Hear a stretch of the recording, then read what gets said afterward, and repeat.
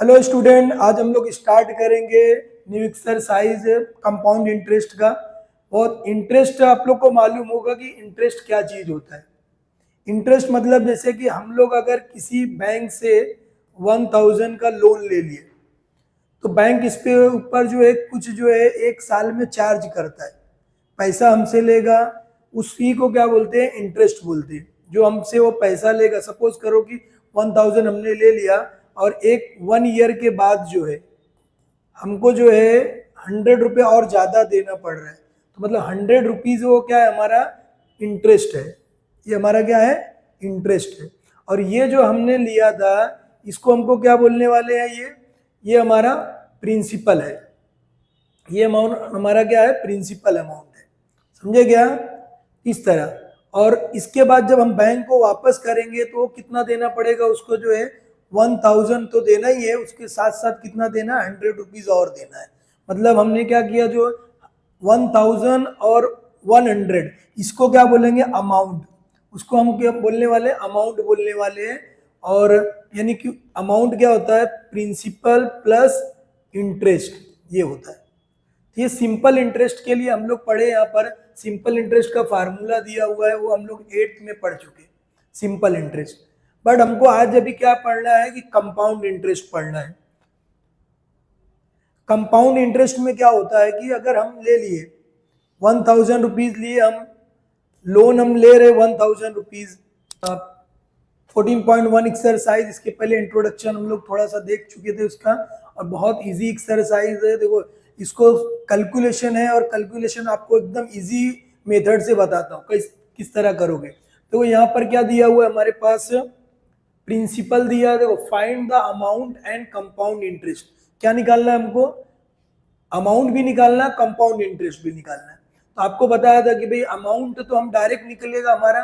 Compound interest के लिए हमारे पास फार्मूला में बताया था कि compound interest is equal to क्या है? Amount minus principal. तो सबसे पहले हम क्या करेंगे? अमाउंट पहले निकालेंगे। अमाउंट के लिए हमारे पास पहले देखो, यहाँ पर प्रिंसिपल को हम किससे लिखते हैं? पी से लिखते हैं। पी इज इक्वल टू क्या लिखेंगे हम? ये हमारा दिया 2000, ये रुपीज में है। और दूसरा क्या दिया? रेट ऑफ इंटरेस्ट जो दिया ये, उसको हम आर से लिखते। आर हमारा कितना है? 5। पी सी पी ए, इसकी मीनिंग आपको बताया था, परसेंट पर एनम। एक साल में कितना पैसा देना पड़ेगा वापस हो। उसके बाद ड्यूरेशन को हम एन से लिखते हैं, 2 ईयर है। अब देखो, ध्यान दो इधर, अभी ये क्या है? एन से भी लिखते हैं इसको, टी से भी लिखते हैं। 9th में तुम्हारे पास इसमें टी से लिखा हुआ आता है जो है, ठीक है। तो उसका कुछ नहीं है। अब एन से यहाँ पर तुम्हारे आपके बुक में तो एन से लिखना है। अब यहाँ पर हमको क्या निकालना है कि अमाउंट निकालना है, मतलब हमको जो है ए फाइंड आउट करना है। और दूसरा क्या निकालना है? कंपाउंड इंटरेस्ट निकालना है हमको। ये दो चीज हमको निकालना है। अब हमारे पास फार्मूला है, आपको याद होगा क्या बताया था formula? S A is equal to P, और ब्रैकेट में क्या आएगा? 1 plus R upon 100 raise to n. अब हम यहाँ पर लिखेंगे फार्मूला जो है, A is equal to P 1 plus R upon 100 raise to n. अब हमारे पास सब वैल्यू है। क्या क्या वैल्यू हमारे पास है? देखो, ए की वैल्यू है कि आपके पास? ए की वैल्यू नहीं है, हमारे पास पी की वैल्यू है। ए की जगह पे ए रखेंगे, पी की जगह पर हम क्या रखेंगे? 2000। 1 प्लस आर की जगह पे आप क्या रखने वाले हो? 5 दिया है हमारे पास। और ये 100 रेज टू कितने ईयर के लिए? 2 ईयर के लिए। समझ में आएगा कैसे निकाले हम? ये हो गया। अब इसको हम कैलकुलेट करेंगे। अब हमारे पास देखो क्या दिया हुआ है? A is equal to 2000। अब इसका जो है हमको एलसीएम निकालना है। अब एलसीएम के लिए देख लो इधर क्या करना है हमको। एलसीएम के लिए जो है 1 प्लस 5 अपॉन 100 है। तो देखो, अब इसके नीचे कुछ नहीं है, तो सपोज करो 1 है। अब ये दोनों का मल्टीप्लाई कर दो, 1 इंटू 100 ये लिखना है, डिनोमिनेटर में आएगा, और क्रॉस मल्टीप्लाई करना है हमको। 1 का 100 से करोगे, 1 इंटू 100 प्लस फाइव का 1 से किए कितना आएगा 5 आने वाला, बट अभी यहाँ पे बताना है। अभी कितना हो जाएगा हमारा 100 प्लस 5 अपॉन क्या हो जाएगा 100। तो मतलब ये कितना हो जा रहा है हमारा जो है 105 अपॉन 100। ये एक चीज आप लोग जो एलसीएम कैसे निकालते हो देख लो।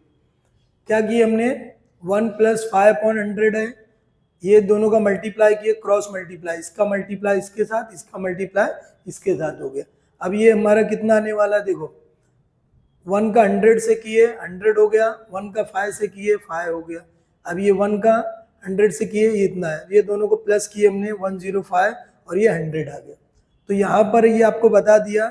अब ये डायरेक्ट मैं यहाँ पर लिखता हूँ, किस तरह करेंगे देखो 100 एलसीएम लिए हमने और ये कितना, चलो अब यहाँ पे डायरेक्ट लिख देता हूँ 100 प्लस 5 और पावर कितना हमारा 2 है। समझ गए क्या ये कैसे किए है। अब यह देखो ये, अब हमको a की वैल्यू फाइंड आउट करना है। a इज इक्वल टू हमारे पास हो गया 2000 इंटू 105 अपॉन 100, पावर में क्या है हमारे पास 2 है।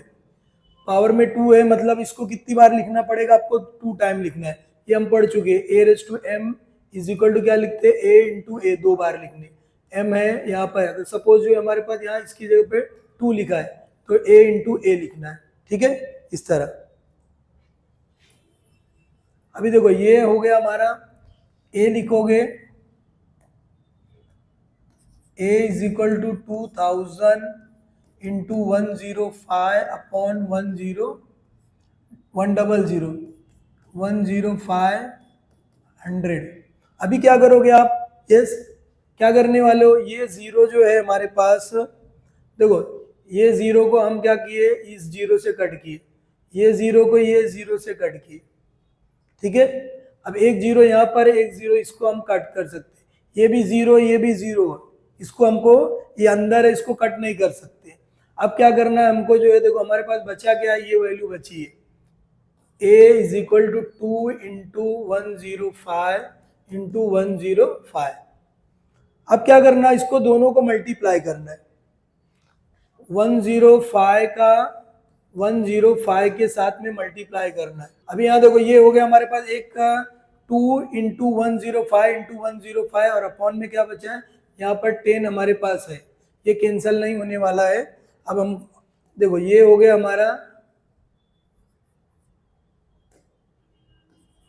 a is equal to 2 into इस तरह दिया हुआ है। अब हम इसको 105 और 105 का जो है मल्टीप्लाई करना है। मल्टीप्लाई भी तुमको एकदम शॉर्टकट बता देता हूँ, जिसके भी किनारे 5 रहेगा, देखो 5 वही नंबर है, अगर जिसके भी किनारे जो है यूनिट प्लेस 5 है तो डायरेक्ट आप क्या लिख दो 25 लिख दो। कितना लिख दोगे 25।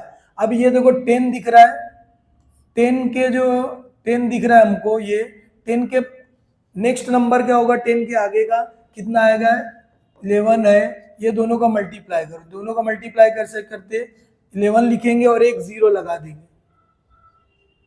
11 लिख के क्या करेंगे एक जीरो लगाएंगे, मतलब कितना हो गया ये हमारा, ये डायरेक्ट हम लिख सकते हैं 110, इसका कैलकुलेशन आ गया, ठीक है। कैसे बताया देखो 5 रहेगा तो डायरेक्ट 25 करना, 10 के आगे कौन सा नंबर है 10 इंटू 11, दोनों का मल्टीप्लाई क्या होगा 11 लिखने का एक जीरो लगाने का, ये हो गया आपका, समझ में आया। अब हमको क्या करना है, ये इसके साथ भी 2 का भी मल्टीप्लाई करना है, 2 का मल्टीप्लाई करना मतलब इसका डबल है, 2 का मल्टीप्लाई करना मतलब क्या है इसका पूरे का डबल है, ठीक है। 25 का कितना हो जाएगा 50 लिख सकते हो, ये जीरो रहेगा, 1 का क्या आएगा 2 डबल करना या मल्टीप्लाई कर दो, 2 5 क्या होगा 10, कैरी क्या आने वाला है 1 आएगा हमारा, ठीक है। इसी को बता रहा हूँ फिर से, 2 5 10, कैरी क्या है 1 है, 2 2 4, ये हो गया हमारा 4 और 1 5 हो गया, 2 0 0, 2 1 2, 2 1 2, ऐसा भी कर सकते हो या तुमको डायरेक्ट शॉर्टकट बता दिया, ऐसा करना जो अच्छा लगे वो करो। अब ये हम क्या करेंगे direct a is equal to 22050। अब देखो यहाँ पर हमारे पास 10 है, ये 0 से 0 कैंसिल, a की वैल्यू हमारे पास आ गई, कितनी आ गई a की वैल्यू हमारे पास, a की वैल्यू आई, a की वैल्यू हमारे पास जो है ये हमारी ए की वैल्यू फाइंड आउट हो गई। ए की वैल्यू कितनी है 2205 रुपीज। मतलब देखो हम 2000 रुपया था, 2000 जो है प्रिंसिपल था, अभी वो बन कितना गया 22,205, मतलब ज्यादा रहेगा। मतलब क्या है, हमको अब क्या निकालना है, क्या हमको निकालने का है, कंपाउंड इंटरेस्ट निकालना है। तो आपको बताया मैं कंपाउंड इंटरेस्ट का फार्मूला क्या होता है, is equal to amount minus principal, amount minus principal. Compound interest हमको निकालना है, अमाउंट हमारा कितना हो गया 2205 माइनस ये देखो हमारा प्रिंसिपल कितना है 2000 है। ओके, अब क्या करेंगे, उसको माइनस कर दो, कितना आएगा 205 रुपीज। ये हमारा क्या आ गया, कंपाउंड इंटरेस्ट आ गया। मतलब हम लोग दोनों निकाल लिए, इंटरेस्ट भी हमने निकाल, कंपाउंड इंटरेस्ट भी निकाल लिए, और जो है ये हमारा कंपाउंड इंटरेस्ट हो गया। अब इसके बाद हमको क्या करना है, आंसर लिखना है। आंसर में हम क्या लिखेंगे, हमारा अमाउंट कितना हो गया, amount is equal to 2205 and compound interest हमारा कितना हो गया 205। इस तरह जो है रुपीज में है, तो ये रुपीज में लिखना है। समझ में आया क्या, ये कितना इजी है, इस फार्मूले से हम लोग को सॉल्व करना है। नेक्स्ट क्वेश्चन हमारा ये है, इसको हम लोग सॉल्व करते हैं। ओके।